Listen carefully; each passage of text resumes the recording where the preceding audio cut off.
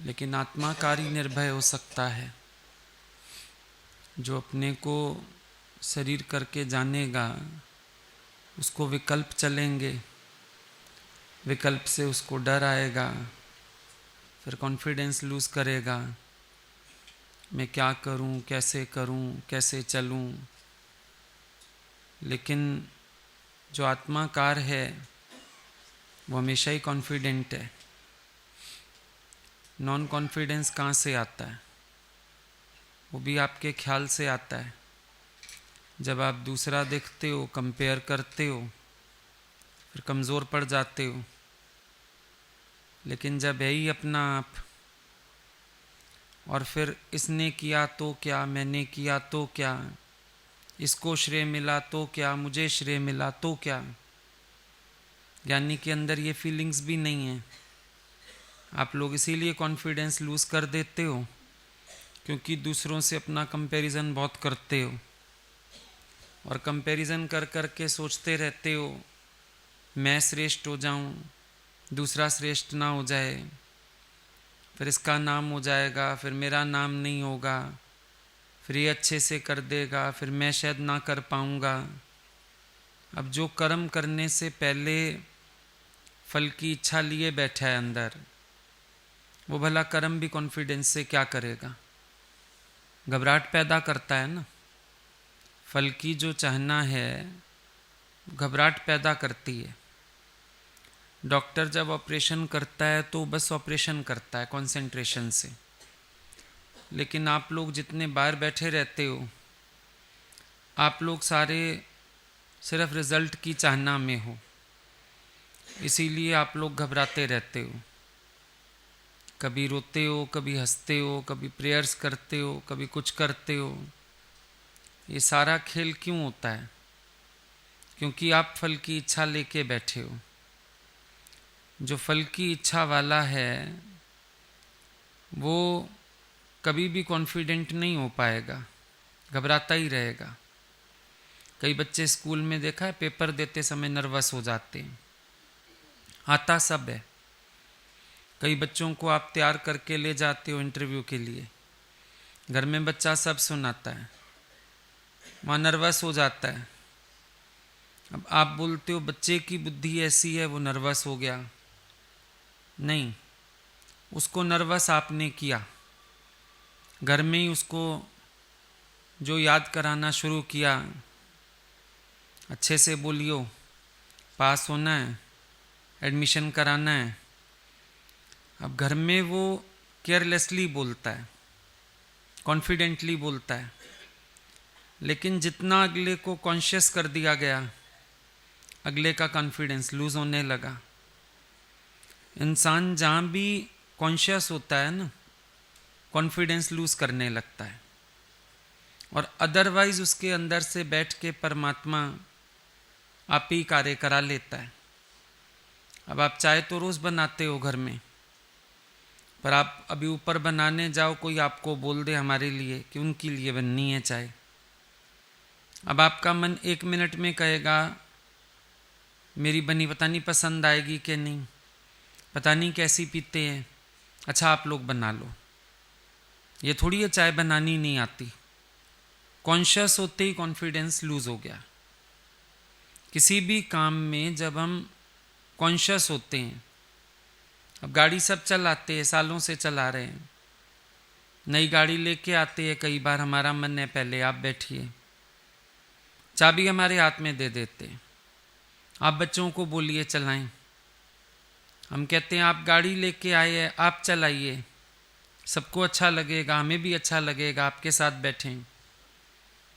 पहले तो मानते नहीं हैं, और मान भी जाएं तो 2 मिनट बाद मुझे ही लगने लगता है हमने गलती कर दी, क्योंकि स्टीयरिंग कांपता है, ब्रेक देख देख के मारते हैं नीचे, गाड़ी बंद होने लगती है। कॉन्शियस हो गए, सालों से गाड़ी चला रहे हैं पर कॉन्शियस हो गए। कॉन्शियस होते ही कॉन्फिडेंस गया। तो ये जो एक माइंड का रिलैक्सेशन है, ये आपको कॉन्फिडेंट बनाता है। और जब आपका माइंड रिलैक्स नहीं रह पाता है तो आपका सारा कॉन्फिडेंस लूज हो जाता है। तभी कहा जाता है एक तो धीरजता हो अपने अंदर में, हर काम के लिए धीरज, शांति, नम्रता, प्यार और अर्पण की हुई बुद्धि से कार्य करो। जब याद आ जाता है मैं करता हूँ, कॉन्फिडेंस लूज होने लगता है। कोई फल की चाहना आ जाती है अंदर में, कॉन्फिडेंस लूज हो जाता है। अहंकार की भावना आ जाती है, कॉन्फिडेंस लूज होने लगता है। दूसरों से अपने को कम जानने लगते हैं, कॉन्फिडेंस लूज होने लगता है। लोग तो होशियार हैं, लोग तो ऐसे करते हैं, लोग तो तुम्हें किसने मना किया, तुम भी कर लो। दरअसल कुछ बातें ये भी हैं जिनका विचार आप नहीं करते। अब आप लोगों की कंप्लेंट कर रहे हो, लोग तो होशियार हैं, लोग तो ऐसे करते हैं।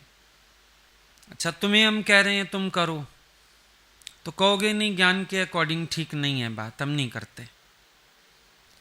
अब ज्ञान के अकॉर्डिंग ठीक नहीं है, ये आपको समझ आई है बात, या आपने ये भी एक डर पैदा कर लिया है। अगर आपने कोरा डर पैदा किया है तो आपको ये भी चीज परेशान करेगी। कोरा डर है, अंदर वाला करना चाहता है लोगों की तरह, पर एक डर आपको करने नहीं दे रहा। पर उस डर को अगर समाधान में बदल लिया जाए, खुनकी हो जाएगी, वो कॉन्फिडेंस से भी ऊपर जाएगी चीज। आज समझो जो लोग नॉनवेज नहीं खाते, अब अंदर से मन करता है खाएं, और बाहर से भाई हमारे यहाँ खाया नहीं जाता, ऐसे लोग हमेशा परेशान रहेंगे। पर एक व्यक्ति का अपना निश्चय है, वो कहता है हमारी सब्जियां कम है क्या, वेज कम है जो नॉन वेज खाएं, हमारा मौसम ही नहीं है यहाँ का। भाई फॉरेन में तो ठंड इतनी पड़ती है, उनकी मजबूरी है नॉन वेज, हमारी क्या मजबूरी है। जिसका एक अपना समाधान है उसको घबराहट नहीं है, लेकिन जो बाहर से तो त्याग कर रहा है एक भयवश, वो भय भी उसको सारा दिन चलायमान रखता है। आप दफ्तर में काम करते हो, चलो आप अपना काम समय से करते हो, अच्छी बात है। बाकी लोग चापलूस, काम भी नहीं करते समय से, अब आप उनको देख के कुड़ते रहते हो, लोग होशियार हैं, लोग ऐसे करते हैं। पर आपकी अपनी धारणा गलत है ना। आपको वर्क इज वर्शिप क्यों नहीं लगता? आपको ये क्यों नहीं लगता कि टाइम से काम करके किसी के तलवे चाटने की क्या जरूरत है? अपना काम करो और खुश रहो। लेकिन जब आपके दिमाग में उल्टी सीधी बातें पड़ी रहती हैं, जिनको आपने अपनाया तो है, बातें भी सही हैं, लेकिन आपका अपना समाधान नहीं है, वहां भी आपको एक कमजोरी आती है कि लोग तो होशियार हैं, हम बुद्धू हैं, शायद हम तो सारी जिंदगी बुद्धू ही रह गए। बुद्धूपना है या समझदारी है, पहले मुझे पता हो। मैं बुद्धूपना अख्तियार करके बैठा हूं, लेकिन अपने ही फैसले पर विश्वास की कमी, ये भी आपका कॉन्फिडेंस लूज कर देती है। आप अपने निश्चय में रहो, अपनी मजबूती में रहो, अपने अंदर जो करते हो उसमें विश्वास रखना सीखो। World goes with the speaker, संसार उसी के पीछे चलता है जिसको स्वयं में एतबार होता है। महात्मा गांधी को अपने में एतबार है तो सारा देश उनके पीछे हो लिया, बड़े बड़े आंदोलन चल गए, कहीं वो अटके ही नहीं। क्या कारण था? अपने में विश्वास था। वो अकेला आदमी, अहिंसक, लाठी से चलने वाला, शरीर पे 2 वस्त्र ओढ़ने वाला, इतना कमज़ोर कि सहारा लेके चलना पड़ता है, वो अंग्रेज़ों को कहता है क्विट इंडिया। अब ऐसे अगर हालत देखो तो लगेगा भाई अगले को एक कुत्ता भगाने की भी ताकत है। अगर शारीरिक दृष्टि से देखो और उनका आत्मविश्वास देखो, भगा दिए अंग्रेज। क्विट इंडिया बोला। देखो, जब कोई कमजोर आदमी बाहर से दिखे पर उसके कॉन्फिडेंस उसकी वाणी से छलक जाए या उसकी चाल से, एक बार तो सामने वाला घबराता ही है, आप मानो या ना मानो। एक बार तो घबराहट आएगी ही आएगी अगले के अंदर। ये फैक्ट है एक बहुत बड़ा, क्योंकि शारीरिक क्षमता सब कुछ नहीं है, आत्मविश्वास बहुत कुछ है। विवेकानंद फॉरेन गए, अब वहां पर ऐसा नहीं कि उनके सामने प्रॉब्लम्स नहीं आए, बहुत तरह के प्रॉब्लम्स आए, बहुत तरह से इंसल्ट करने की कोशिश की गई, लेकिन उनका जो कॉन्फिडेंस था, काम उसने किया। उनके आगे गीता नीचे रख के ऊपर सारे शास्त्र रख दिए गए। उनको नीचा दिखाया गया कि देखो तुम्हारी गीता सबसे नीचे, लेकिन विवेकानंद का आत्मविश्वास बोल उठा। क्या बोला? बोले कि सही है, हमारी गीता में ही ताकत है इन सबको आधार दे पाने की। हमारे गीता के आधार के बिना ये सारे शास्त्र बेकार हैं। ये था कॉन्फिडेंस, ये होता है आत्मविश्वास। जब ये साथ चलता है तो दिक्कत नहीं होती। जब बुलाया गया उनको वेदांत की चर्चा के लिए, थोड़ा सा पहुंचने में लेट हो गए। सारे विषय बट चुके थे, टॉपिक्स दिए गए थे भी इस टॉपिक पे बोलना है, सारे विषय बट चुके। ये पहुंचे तो विषय खत्म हो गए थे। इनको सिर्फ एक नीचा दिखाने के लिए, मजाक उड़ाने के लिए जानबूझ के विषय दिया गया शून्य। बोलो, शून्य पे बोलना है आपने। अब जो अनुभवहीन है उसको क्या पता ज्ञानी के लिए शून्य भी कितना महत्वपूर्ण है। वो तो शून्य दे के सोच रहे थे बस अब इनकी टाइम फिश, कुछ बोला ही नहीं जाएगा। और विवेकानंद ने जब बोलना शुरू किया, 2 घंटे तक शून्य पर बात करते रहे, गरजते रहे। अखबारों ने लिखा वेदांत केसरी गरजता रहा। ये कॉन्फिडेंस था अंदर का। गंगू तेली का कॉन्फिडेंस था। अगले ने ऐसे कहा, ऐसे कर दिया, ऐसे दिखाया तो मुक्का दिखा दिया, वो हार के चला गया। हार क्यों गए? कहता है मैंने इसको बोला ब्रह्म एक है, ये कहता है नहीं, जीव ब्रह्म की एकता है सृष्टि में। मैंने कहा 5 तत्व से जगत बना, ये कहता है मेरी मुट्ठी में 5 तत्व। तो मेरे को लगा ये तो बहुत अनुभवी है, और उससे पूछा, कहता है वो कह रहा था तेरी एक आंख निकाल दूंगा। मैंने कहा मैं तेरी 2 निकाल लूंगा। उसने दिखाया थप्पड़, मैंने दिखा दिया मुक्का। था कुछ नहीं, लेकिन एक आत्मविश्वास की मार क्यों खा के जाऊं किसी से, वो उसमें भी जीत गया। अब जरूरत जो होती है वो अपने ऊपर एतबार की होती है। जिसको अपने पर एतबार नहीं है वो कुछ नहीं कर सकता, और जिसको अपने पर एतबार है वो बहुत कुछ कर जाएगा। ईश्वर पर एतबार ना होने से बुद्धि चलती है, अपने पर एतबार ना होने से बुद्धि चट हो जाती है। दोनों चीजें अनुभव करना।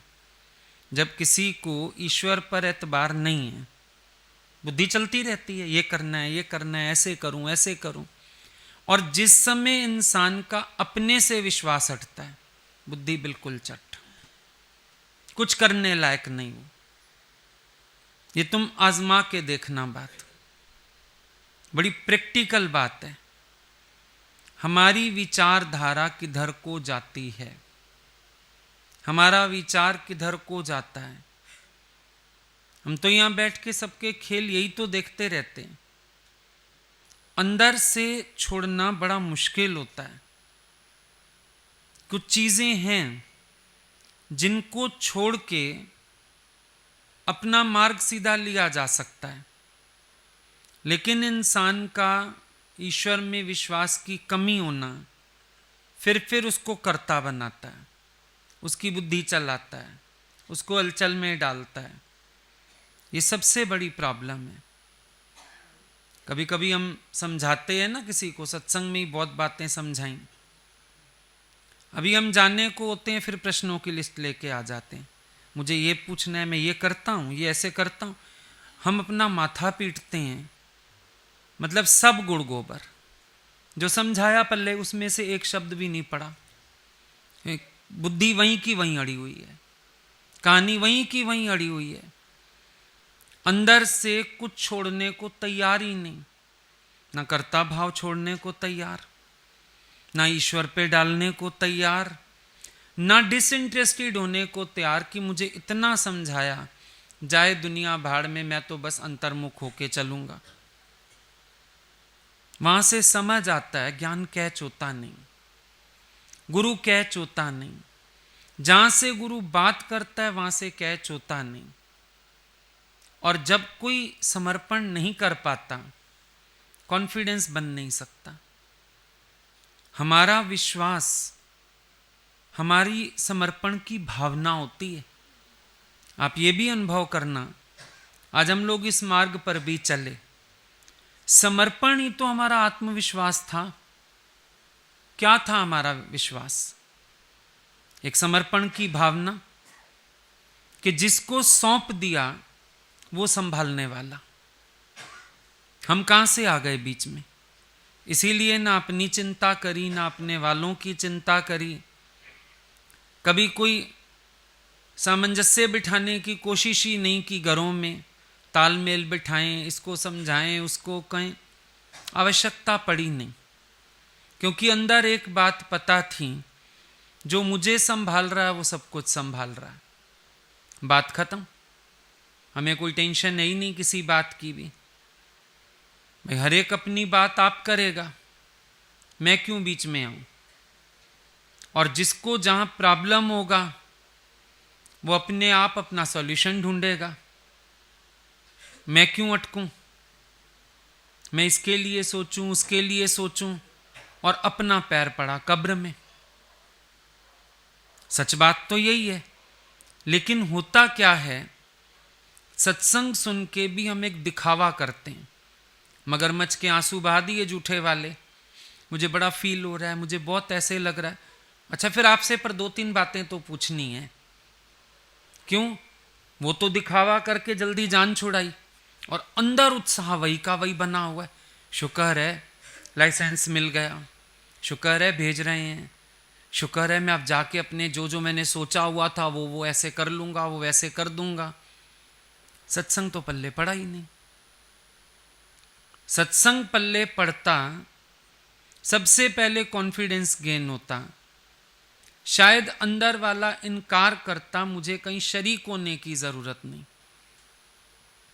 सबसे पहला रिएक्शन ये होता अगर पल्ले पड़ता। क्योंकि पल्ले हम डालते हैं शब्द, कोरे शब्द बाहर के। जो पीछे कारण बताए जाते हैं वो कोई नहीं पल्ले डालता। समझो आज कोई घर गया, हमने कहा कल आ जाना, एक दिन देरी से आया। अब हमने ये तो कहा तुम देरी से आए, उसके लिए तुम सॉरी भी बोल दी। लेकिन जो इतनी सारी कहानी बताई कि तुम क्यों अटके, क्यों रुके, तुम्हारे अंदर क्या क्या चला, वो तो कानों ने आर पार कर दिया। क्यों? डर होता है इन बातों पर अगर मैंने फिर चर्चा की, मता इनको लगे मुझे समझ आ गया तो यहीं बांध के बिठा छोड़ें। तुम अंदर से बदमाश हो, साफ नहीं हो, क्लीन और क्लियर नहीं हो। समझ आता है, इंसान समझना चाहता नहीं है। ये भी एक कॉन्फिडेंस है, बड़ा जबरदस्त कॉन्फिडेंस है। इंसान को अपनी मक्कारी पर भी कॉन्फिडेंस होता है, चोर को अपनी चोरी पर कॉन्फिडेंस होता है, झूठे व्यक्ति को अपने झूठ पे कॉन्फिडेंस होता है। देखा आपने, कभी अनुभव किया?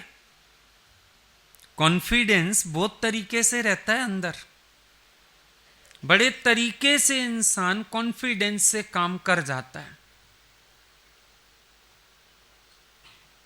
रोज सुनते हो दुकानों पे औरतें सूट चोरी कर गई, कोई गहना चोरी कर गई। कॉन्फिडेंस है, बात करते करते चीज पार कर ली, कॉन्फिडेंस है। कॉन्फिडेंस है तुम्हें अपनी मक्कारी पर, बात करते करते गुरु से भी कर गए ठगी, कर ली हेरा फेरी। कॉन्फिडेंस है अपने ऊपर बड़ा जबरदस्त। जब तुम्हें गुरु कह रहा है डिसइंटरेस्टेड, फिर तुम गुरु से ही सवाल कर रहे हो। हालत तो वो हो जाती है, हम सोचते हैं चल अब इसको शर्म नहीं आ रही तो जवाब ही दे दें। मुझे शर्म आ जाती है, ऐसे के लिए मत्था क्यों खराब किया। समझा तो उसने कख नहीं, फिर भी सॉरी बोली एक बात पे खाली, और बाकी चीजों को तूल देने की जरूरत ही ना समझी। अभी अपने अज्ञान पे भी कॉन्फिडेंस है, लेकिन ये कॉन्फिडेंस मार रहा है। जो अपने अज्ञान की हरकतों पे कॉन्फिडेंट हैं, क्या वो कभी ज्ञान के योग्य बनेंगे? क्या वो कभी ज्ञान की स्थिति में आएंगे? क्या उनको आत्म जागृति होगी? क्या उनके भीतर से जागना हो पाएगा? नहीं हो पाएगा। आप जो कह रहे हो मुझे कॉन्फिडेंस नहीं है, बहुत है कॉन्फिडेंस, लेकिन जहां जहां आपको अपनी कुछ कमजोरियां पकड़ रही हैं वहां कॉन्फिडेंस लूज है। अदरवाइज तो कॉन्फिडेंट काफी हो, ऐसी बात थोड़ी है। इंसान जहां जहां संसार में इन्वॉल्व होता है, जो जो वो कर्म करता है बिना कॉन्फिडेंस के कर जाता है। बहुत कुछ कर जाते हो कॉन्फिडेंस से, नहीं करते हो। अब ऐसे तो इंसान को एक कदम उठाने के लिए भी कॉन्फिडेंस चाहिए, नहीं तो गिर जाए। अगर हम चलें नहीं ना कॉन्फिडेंस से, गिर जाएं। नहाने के लिए भी कॉन्फिडेंस चाहिए, नहीं डरने लगो अंदर पानी से ही, कॉन्फिडेंस है। खाने के लिए भी कॉन्फिडेंस चाहिए कि उल्टी नहीं आएगी। जिनको वॉमिटिंग होती है वो खाते ही नहीं है, नहीं हम नहीं खाएंगे भैया फिर उल्टी आ जाएगी। लूज होता है ना कॉन्फिडेंस। लेकिन बहुत बातों में कॉन्फिडेंस है, पर जहां कॉन्फिडेंस लूज हो रहा है वहां अंदर कुछ और है, उसको ढूंढिए। कंपैरिजन है, कर्ता भाव है, कुछ एक्सपेक्टेंस है, कोई तो गड़बड़ है जो आपको कॉन्फिडेंट नहीं होने दे रहा है। और कई कई जगह पर कॉन्फिडेंस ओवर कॉन्फिडेंस है, वो और नुकसान वाली बात है। एक कॉन्फिडेंस है इंसान को अपने ऊपर, एक होता है ओवर कॉन्फिडेंस। अगर हम ओवर कॉन्फिडेंस का मिसाल देखें तो हमारे शास्त्रों में ही मिसाल बहुत सारे लिखे पड़े हैं। कैसे? भाई हिरण का बच्चा पाला संत ने, हिरनी गर्भवती, उसके पीछे शेर पड़ा, उसने छलांग लगाई, उसी समय उसका बच्चा जो था वो डिलीवर हो गया, गिर गया और हिरनी नदी पार चली गई। अब इसने बच्चे को देख लिया और अंदर विचार आया इस बच्चे को कौन पालेगा। जब तुम संत हो, तुम राम भरोसे चल रहे हो, क्या हिरन का बच्चा राम भरोसे नहीं चलेगा? दया आ गई, अविश्वास आ गया,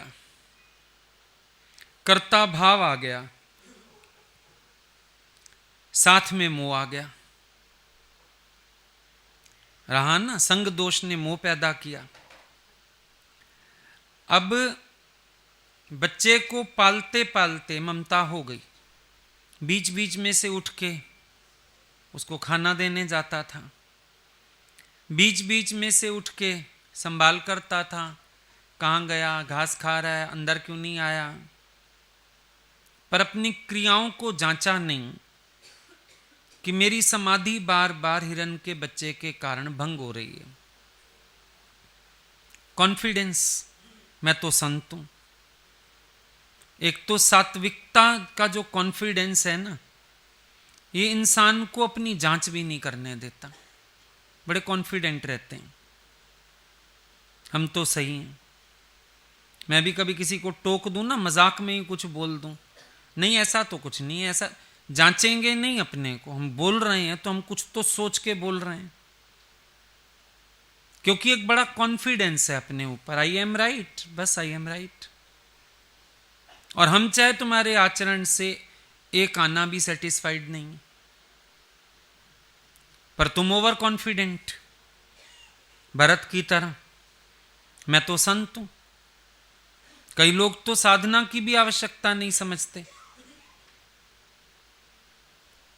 गुरु चाहे बैठ के साधना करे, भगवान कभी चिट्ठियां लिखते थे, कभी डायरियां लिखते थे। वो फिर सबसे पूछते थे लड़कियों से, दिन भर तुमने क्या किया?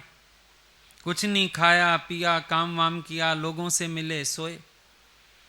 आखिर उनको दंड रखना पड़ा सबके ऊपर कि जो डायरी में लिखूंगी तुम भी लिखोगी सब, और मुझे दिखाओ, नोट करो उसको अपने लिए। साधना भी पकड़ के करवाओ, वरना सोचते हैं सिद्ध कोई साधन की जरूरत है। साधक का जीवन तो आराम के लिए। देर देर तक नींद करो, पड़े रहो आलस में, भजन में भी बैठो जबकि खा लो, नहीं तो कैसे टॉन करके छोड़ दो, अपना नींद करते रहो साथ साथ। ओवर कॉन्फिडेंस है सारा। भरत को भी ओवर कॉन्फिडेंस, लेकिन परिणाम क्या निकला? एक मोह के कारण भरत धरी दोह दे। अब ये साधक होते हैं कई ओवर कॉन्फिडेंट, कहीं गए शादी में, ब्याह में, घर में, इधर उधर, बड़ा कॉन्फिडेंस से हंसना, बोलना, बातें करना, इन्वॉल्व होना। कभी ज्ञानी को तुमने पढ़ा ही नहीं ऐसी सिचुएशन में, वो कितना शांत, कितना मौन, एकाग्रचित्त। साधक को ऐसी महफिलों में भय से जाना चाहिए। ये नहीं कि ज्ञान ने कॉन्फिडेंस जगा दिया, अब तो हम एक एक के मुंह लगे, एक एक से बातें करें, हंसें, बोलें, नाचें, गाएं। तुम्हारा एक सिमटा हुआ व्यक्तित्व वो प्रकट है, और वो प्रकट अगर नहीं है, कछुए की तरह अंग सिमटे हुए नहीं है, मतलब तुम ओवर कॉन्फिडेंट हो और तुम कहीं भी फिसलोगे, गिरोगे, कहीं भी फिसलोगे। जहां कोई थोड़ा सा ही अपने को फ्री छोड़ता है, वहीं फिसलता है वो, वहीं गिरता है वो। हमें ये भी तो पता हो किस महफिल में कॉन्फिडेंस और किस महफिल में मौनता अच्छी। अब ज्ञानी को तुम ज्ञान की महफिल में देखो, शेर की तरह गरजता हुआ बैठा रहेगा। उसके साथ किसी सांसारिक महफिल में चलो, कभी मजबूरी जाना पड़ जाए, वो ऐसे बुद्धू बन के कोने में बैठा रहता है, आता ही कुछ नहीं हमें।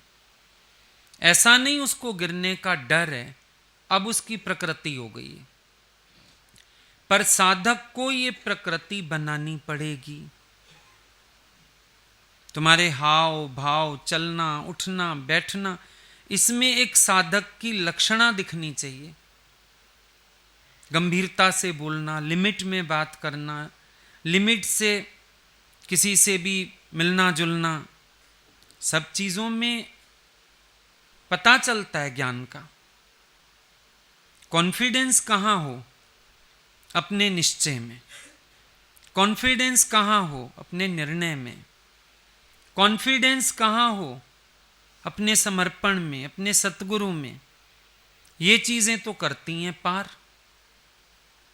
पर अगर आप ये सोचो कि ये ओवर कॉन्फिडेंस लेके हम चलेंगे, ये बर्बादी करेगा।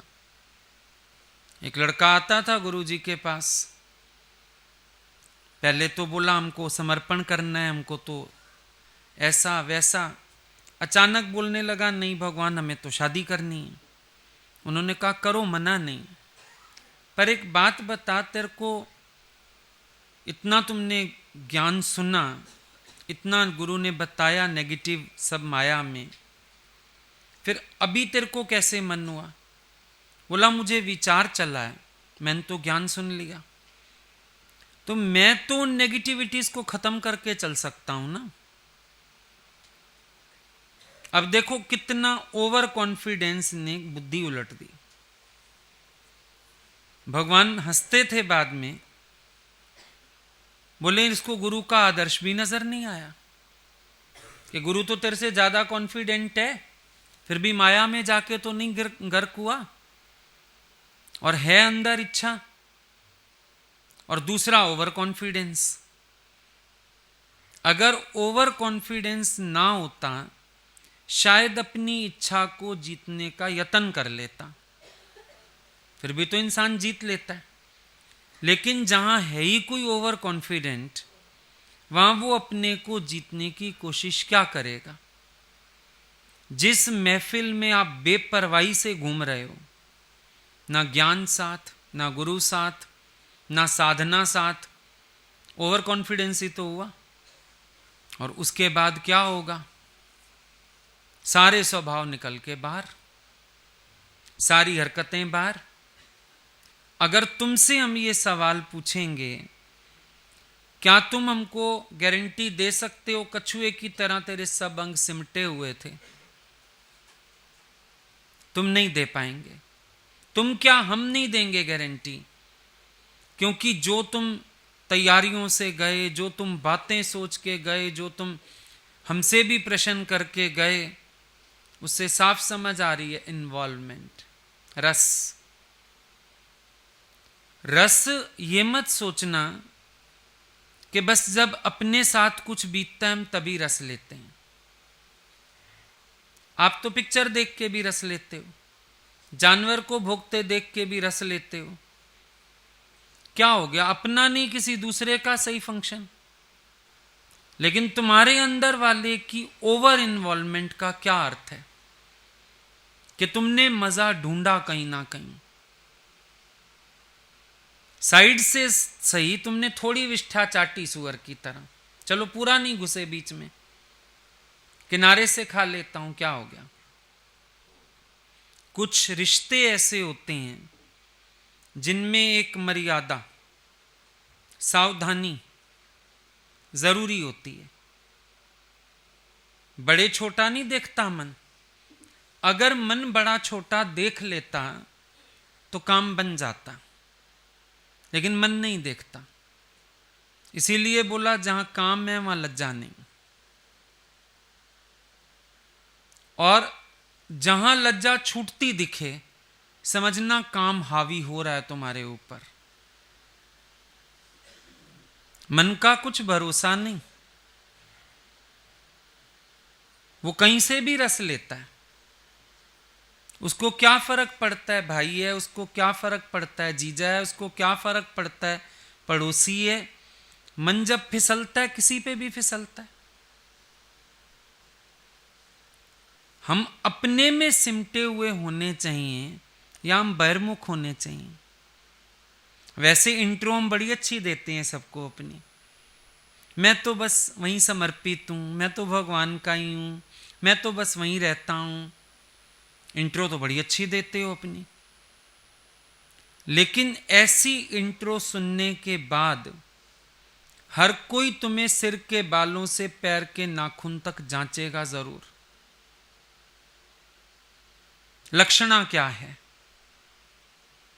और कोई जांचे ना जांचे, तुम अपने में एक लक्षणा जरूर खोजना कि पूरी महफिल में तुम्हें अंदर महसूस हुआ कि मैं अकेला हूं। महसूस हुआ? खोजने वाली बात तो ये है। एक जूठा भी मुंह नहीं खुलता इंसान का।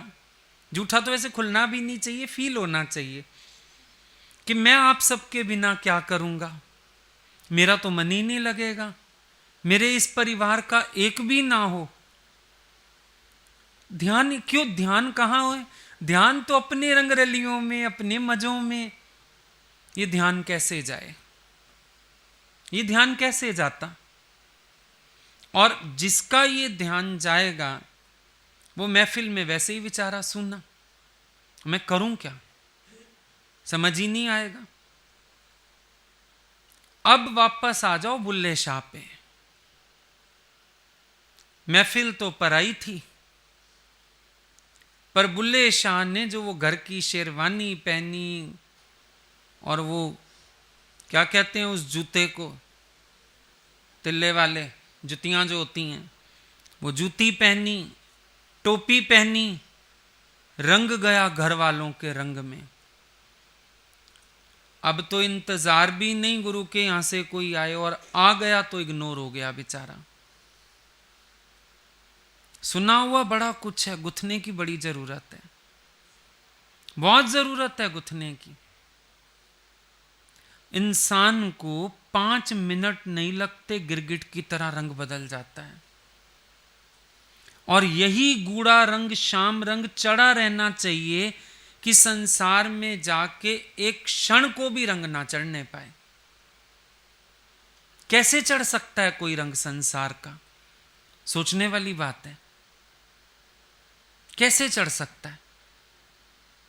महसूस किया, तौला, ये बुल्ले शाह वाली स्थिति तो नहीं हो गई मेरी कहीं, कि जैसे ही वही सब वस्त्र धारण किए उनकी तरह से बना, और अब मेरे को फिर अंदर वही फकीरी की जगह अमीरी चलने लगी। बल्कि जो गुरु का शागिर्द फकीर अफजू था ना, आया था जो, उसको देख के घिन आने लगी। रबड़ की चप्पल पहन के आ गया, पागल कहीं का, कैसे मैले वस्त्र पहन के आ गया। उसको देख के भी याद नहीं आई गुरु की फकीरी, क्योंकि अमीरी अंधा कर चुकी थी। फकीरी में रहते रहते अमीरी करवट नहीं ले सकती, पर अमीरी अगर दबी हुई पड़ी हो किसी दिन करवट ले सकती है। फकीरी अंदर से जागी हो 100 अमीरियों पे भारी पड़ती है। फकीरी का दिखावा हो, अमीरी का कण भी उस पे भारी हो जाता है, फकीरी दब जाती है। होश करना है, एक एक कदम होश पूर्वक, वरना तुम इस मार्ग से फिसल उठोगे। परहेज बहुत चाहिए, परहेज। भगवान हम लोगों को शादियों में भी भेजते थे ना, बोलते थे वॉच करना कोई जोड़ा अच्छा तो नहीं लग गया, कहीं अच्छा लग रहा हो देखने में, उनको हंसते बोलते देख के, उनको आते जाते देख, कहीं ऐसा ना हो मन किस दिन अपने लिए संकल्प कर ले कि यहां तो मजा है। परहेज करवाते थे, परे रहो। जिन बच्चों के घरों में शादियां होती थी ना, भगवान उनको भी ज्यादा स्टेज के इर्द गिर्द नहीं जाना, ज्यादा गप्पे नहीं मारना बहन के आदमी से, दूर रहना, तुम अपने सत्संगियों के साथ रहना। इतना पहरा डाल देते थे सत्संगियों का। एक दो के घर तो हमने देखा, एक के घर तो खुद चल के बैठ गए। दोनों टाइम सत्संग करते थे और जो फंक्शन होता था उसमें बैठ जाते थे तखत लगा के, अपने आगे सब कुछ कराते थे। और जो लड़कियां डिवोटेड थी, भजन गा भजन गा भजन गा, सारा मन उनका भजन में, और फिर साथ ले आते थे जहां रह रहे हैं। रन मेरी सेवा कौन करेगा, यहां तो तेरी माँ है देख लेगी, चल। पूरा टाइम अपने साथ बांध के रखते थे। उनका खाना, उनका पहनना, सब पे नजर उनकी पूरी पूरी। तो मजाक समझते हो तुम लोग इन बातों को, लेकिन एक साधक के लिए सावधानी से बड़ी तपस्या ही नहीं होती। तुम्हें बड़ा विश्वास है अपने पे, मैं तो जितना मर्जी फ्री छोड़ दूं अपने को, तो फ्री तो छोड़ लोगे, लेकिन जब गिरोगे ना, हम भी नहीं बचा पाएंगे। फ्री क्यों छोड़ो अपने को? साधक को अपने ऊपर नजर हो ना। और हम तो कह ही रहे हैं, हमारे 2-3 प्रश्नों के उत्तर दे दो। तुमने कछुए की तरह अंग सिमटे हुए महसूस किए, तुम्हें सुनापन था, ना मेरा गुरु ना मेरे गुरु का कोई बच्चा, तुम्हें लगा मैं पराई महफिल में आ पड़ा हूं। 2-3 प्रश्नों के उत्तर खोज लो, तुम्हारे आगे दूध का दूध पानी का पानी हो जाएगा, अपने आप हो जाएगा। क्योंकि विश्वास मुझे मत दिलाओ, अपने को दिलाओ, मुझे एतबार नहीं अभी। तुम्हारी हरकतों को देखते हुए, तुम्हारे प्रश्नों को देखते हुए मुझे एतबार नहीं कि तुम इन्वॉल्व नहीं होते हो। तुम्हारा मन इन्वॉल्व होता है ओवर कॉन्फिडेंस के कारण। ये फकीरी का सांग धारण करना और निभाना, फकीरी की पवित्रता को समझ लेना अंदर, नहीं इससे बड़ा दोष कोई नहीं होगा कि फकीरी का सांग पहनो और उसकी मर्यादा ना करो। संसार में कई चीजें हैं जिनकी मर्यादा ना करो तो पाप कहलाता है। कहते हैं ना, या तो करो मत या फिर ढंग से निभाओ। कई व्रत होते हैं, कई वो मालाएं वालाएं धारण करा देते हैं, कोई जाप धारण वो करवा देते हैं। कहते हैं या तो कहते ना, अब कहा है तो बड़े ढंग से करना। ऐसे नहीं वो गोपी चंद पूछता अपनी मां से, अम्मा रहन जी ये किए इंदो, ये सांग फकीर ये जो चौसर ए किए थींदो। अम्मा मेरे को बताओ, अम्मा रहन जी ये किए इंदो, मैं कैसी रहत करूं, कैसे रहूं। ये सांग फकीर ये जो चौसर ए किए थींदो। ये जो फकीरी का स्वांग मैंने पहन तो लिया, पहनना तो चाह रहा हूं, पहनने जा रहा हूं गुरु के पास, चौसर ए किए थींदो। इसको रंग कैसे लगेगा, इसको चोखा रंग कैसे आएगा, इसकी निभेगी कैसे, इसकी मर्यादा में कैसे पूरी कर पाऊंगा। मां से सवाल पूछता है। क्यों? जाने लगा तो मां से कंघी करवा रहा था। कंघी करते हुए बाल अड़ जाते हैं ना, जोर से खींचा मां ने तो इसके मुंह से निकला सी।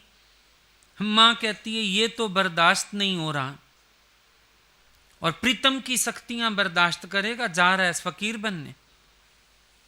समझ आ गया मेरी मां जागी हुई औरत है। उसी से सवाल किया, अम्मा रहन जी ये किए इंदो, कैसे रहूं मैं, क्या रहनी करूं, क्या आचरण करूं जो मेरी ये फकीरी की लाज रह आए। फिर मां भी बोलती है, एक कोट अंदर रह जाए, किले में रहना। हंसने लगा मां, वहां कोई किला होगा क्या, गुरु तो जंगल में रहते हैं। बोला गुरु की आज्ञा का किला, अगर तू उसमें बंद नहीं रहा तेरी फकीरी को रंग नहीं लगेगा। सबसे पहला काम है गुरु की आज्ञा के किले में रहना, आज्ञा के बिना बाहर पैर ना धरना, गुरु से जबरदस्ती आज्ञा ना दिलवाना। कई लोगों को काम करना होता है, जबरदस्ती ठप्पा लगवाने आ जाते हैं। हम कहेंगे अच्छा आज नहीं जाओ कल चले जाना, नहीं नहीं, आप तो हाँ, आपको पूछे बिना जाना ही नहीं है। पूछ कहाँ रहे हो, तुम तो बता रहे हो, हम हंसते हैं कि जैल सिंह की तरह अंगूठा लगवाना है, लगवा लो। लेकिन ये गुरु भक्ति नहीं है। रोक सको अपने को तो आज्ञा लेने आओ ना, वरना क्या अर्थ है। कहीं कहीं दिखता है कि रुक सकते नहीं है, बस बोल रहे हैं ऊपर से, अब मेरे लिए क्या आज्ञा है। आज्ञा की जरूरत ही नहीं बचती। अगर मेरी बात समझ आ गई होती दिल इतनी खट्टी हो जाती, लगता नहीं जिस बात में मेरी गिरावट है मैं नहीं इन्वॉल्व होना चाहता हूं। 2 मिनट में तो फटाफट आंसू सूख जाते हैं, यूं पोंछा फटाफट। हाँ, आप बता दीजिए फिर, ये करता हूं वो करता हूं ऐसे। अरे भैया, गिरगिट भी वक्त लगाती है, यहां तो कमाल हो गई। क्योंकि अंदर तो पड़ा था, सिर्फ बाहरी एक दिखावा चल रहा था। गुरु तुम्हारे हाव भाव, आवाज सब पकड़ता है। शायद तुम चौकन्ने नहीं हो अपने लिए, पर वही बात है, जो फकीरी का स्वांग देता है ना, उसको इस फकीरी की लाज के लिए बड़ी चिंता होती है। क्योंकि अगर एक ने भी इस फकीरी की धज्जियां उड़ा दी ना, कई फकीरों पे लांछन लग जाते हैं। बड़ी गंदी है दुनिया की रीत। एक भी अगर इस फकीरी को तार तार कर गया ना, पता नहीं कितने सालों तक फकीरों के माथे कालक पुत जाती है। बेचारे जो सच्चे होते हैं उन पे भी कलंक लग जाते हैं। ये फकीरी कोई मजाक नहीं है। तभी मैंने बोला ये फकीरी करवट ले, तुम्हारे अंदर से करवट ले। तुम्हें जगत मिथ्या लगे, तुम्हारी इन्वॉल्वमेंट ना रहे, तुम्हें अंदर से पता लगना चाहिए कि कूड़ कूड़ कूड़ कूड़, कानों में गूंजे कूड़, कुछ सच नहीं है। जिसके भीतर से फकीरी करवट नहीं लेती ना, वो फकीरी के स्वांग में भी फकीर नहीं है। और उसके कर्म कभी कभी बेचारे सच्चे फकीरों के मुंह पे कालक पोत जाते हैं। गलती एक करता है, कई बेचारे सच्चे झूठे साबित हो जाते हैं। दुनिया एतबार नहीं करना चाहती। फकीरी बिलख बिलख के रोती है कि मेरा स्वांग क्यों पहना तुमने, मेरा बेड़ा गर्क किया, मुझे तार तार कर दिया। आज एक झूठी आबरू कोई तार तार कर जाए, रेप हो जाता है ना, कितना परेशान हो जाते हैं। और आप कभी अंतर्मुख होके विचार करना, आप जब इन चीजों की मर्यादा नहीं करते हो, आप इनकी इज्जत तार तार नहीं कर रहे हो। बलात्कार से कम लगती हैं आपको ये चीजें? ऐसे आप बड़े सात्विक नजर आते हो, पर जब आप इन चीजों की, गुरु भक्ति की मर्यादा नहीं करते हो, क्या तुमने उस मर्यादा की चादर को तार तार नहीं किया? जब तुम आज्ञा से अवज्ञा करते हो, क्या तुमने आज्ञा को तार तार नहीं किया? जब तुम फकीर होते हुए फकीरी की न्याय नहीं रहते हो, क्या तुमने उसको तार तार नहीं किया? जब साधक होते हुए तुम्हारे जीवन में साधना नहीं है, क्या तुम रोज इस साधना से बलात्कार नहीं कर रहे? बड़े तुम दिखा रहे हो अपने को, लेकिन कभी हमारा दिल खोल के देखो, तुमने फकीरी को क्या समझा है? तुमने इस फकीरी की क्या इज्जत की है? तुमने इस फकीरी के साथ खिलवाड़ बनाया हुआ है ना, पूछ के देखो अपने से। इस फकीरी से खिलवाड़ मत करना, बहुत गलत होगा। संत को बोला तू ध्यान रखना, तू गिरा तो तेरे पीछे हजारों गिरेंगे। साधक को हम कहते हैं ध्यान रखना, तू गिरा तो अपने पीछे गुरु की छवि भी गिरा देगा।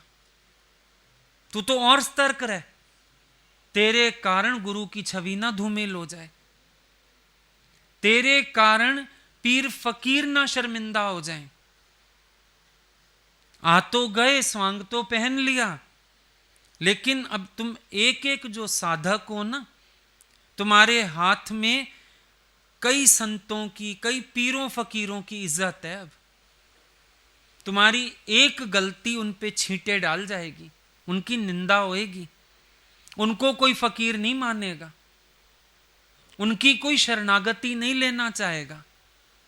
इसीलिए बेटा सावधान, जाग उठो, बहुत वक्त गवा लिया, जाग उठो, अंदर की फकीरी को जगाओ।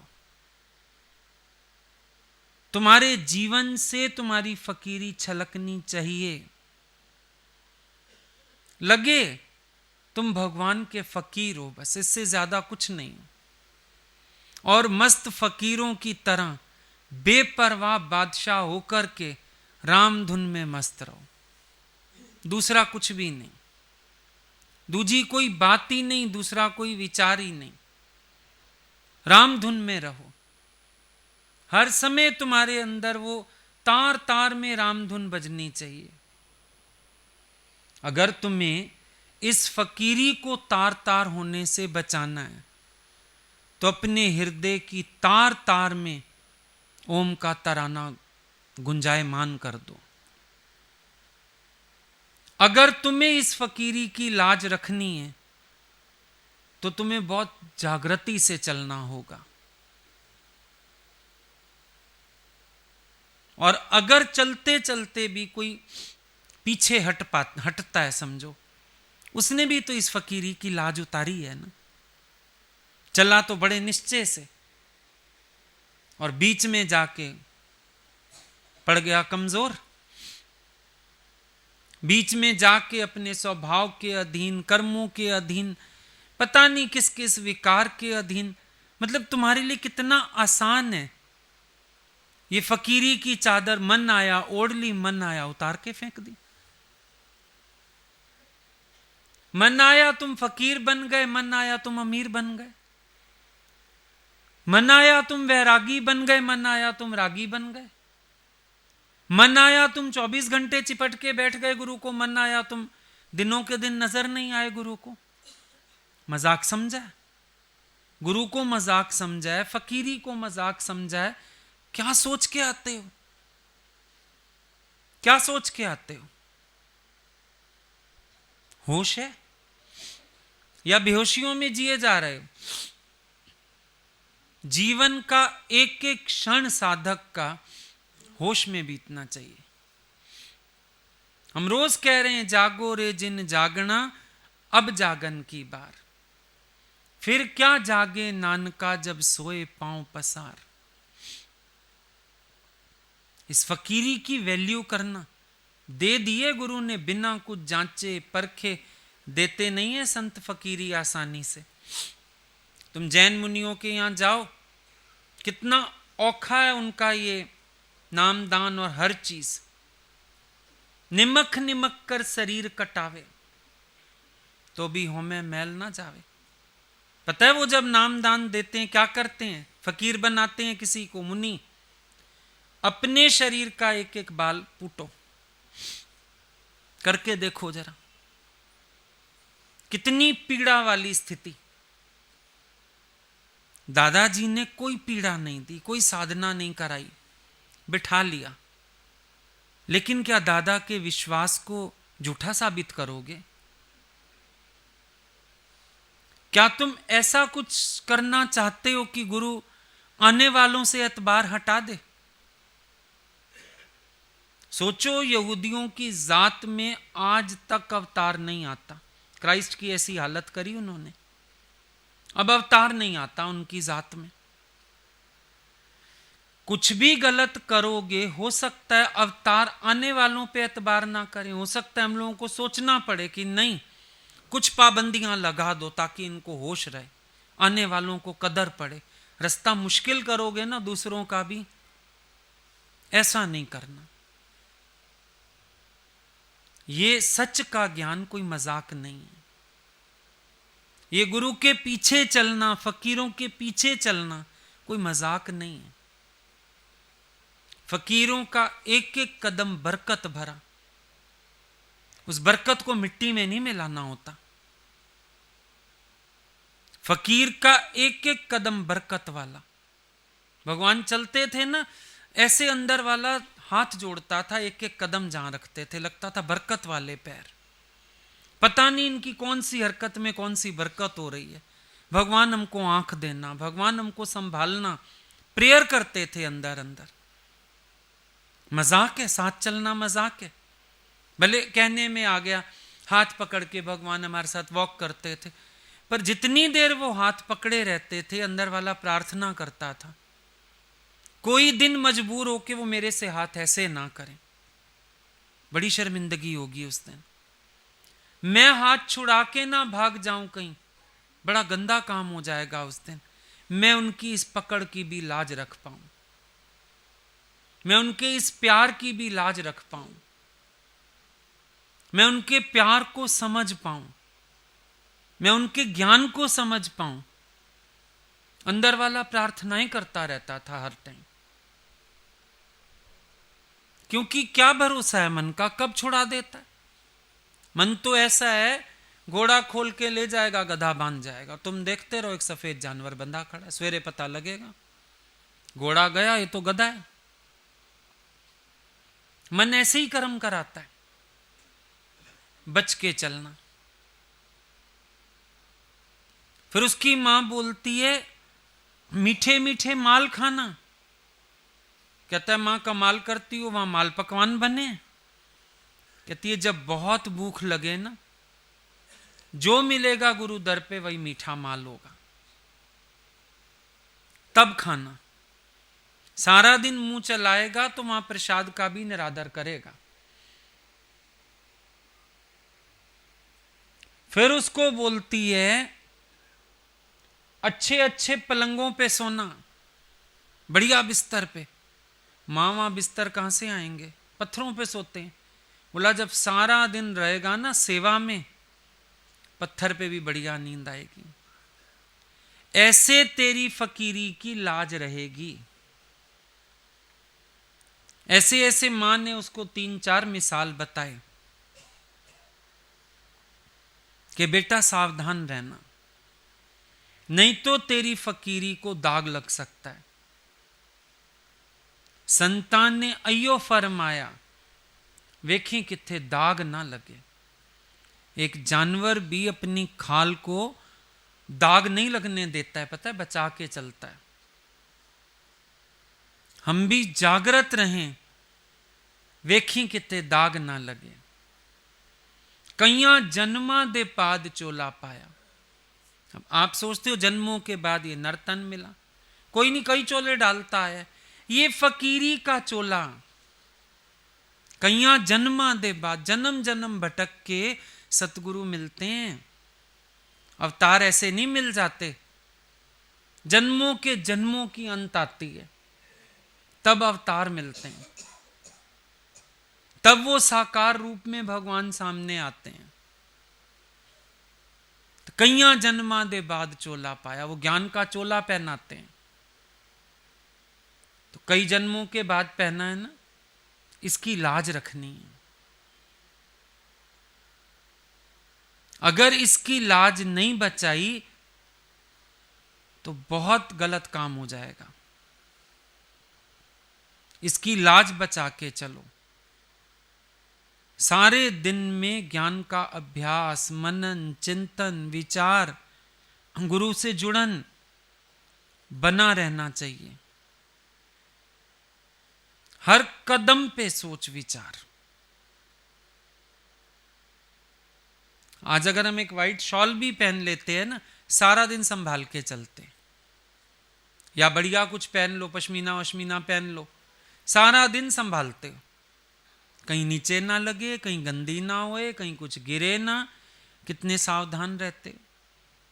क्या इस फकीरी के स्वांग के लिए भी इतने स्तर को? ये पूछना अपने से। इस फकीरी की चादर को भी इतनी अच्छे से संभाल रहे हो? हर कदम पे तुम्हें लगता है कि तुम सचमुच एक साधक की न्याय चल रहे हो। उठना, बैठना, बात करना, चिंतन, सचमुच ये फकीरों वाला है सब अंदर। ये अपने से जरूर सवाल करना, पूछना होगा अपने से। नहीं, इतने बड़े बड़े महापुरुष ये ना कहते हंस हंस कंत न पाया, जिन पाया तिन रोया। बड़े बड़े लोग कह गए ये बात, हंस हंस कंत ना पाया, पर जिन पाया तिन रोया। मीरा जैसी ने लिख दिया, सूली ऊपर सेज पिया की, किस विध मिलना होए। वो मीरा जिसके जहर अमृत हो जाते हैं, वो मीरा जिसके सर्प वैजंती माल बन जाते हैं, उस मीरा का भजन सुनो। कहती है सूली ऊपर सेज पिया की। उस मीरा को जो इतना गिरधर को हाजिर नाजिर जान रही है, उस मीरा को भी सूली ऊपर नजर आ रही है पिया की सेज। सोच लो फिर अभी कितनी मेहनत चाहिए, कितना अभ्यास चाहिए, कितना इस फकीरी के स्वांग की लाज रखने के लिए हमें अंदर से मायातीत होने की जरूरत है। हंसी मखौल नहीं है ये। एक वैल्यू कर पाओ, अगर गुरु ने कृपा की तुम्हें फकीरी दी, वैल्यू कर पाओ। फकीर के चोले में तुम भोगियों के कर्म करते अच्छे नहीं लगोगे।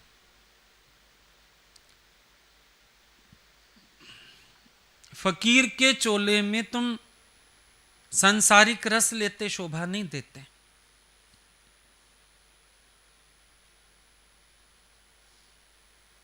कभी किसी बात के लिए अंदर से भी तो नो आए, मेरा मन ही नहीं है, मेरा गुजारा हो जाएगा, कहीं तो आए भावना, आती नहीं। क्यों? बड़ा क्रेज आ जाता है।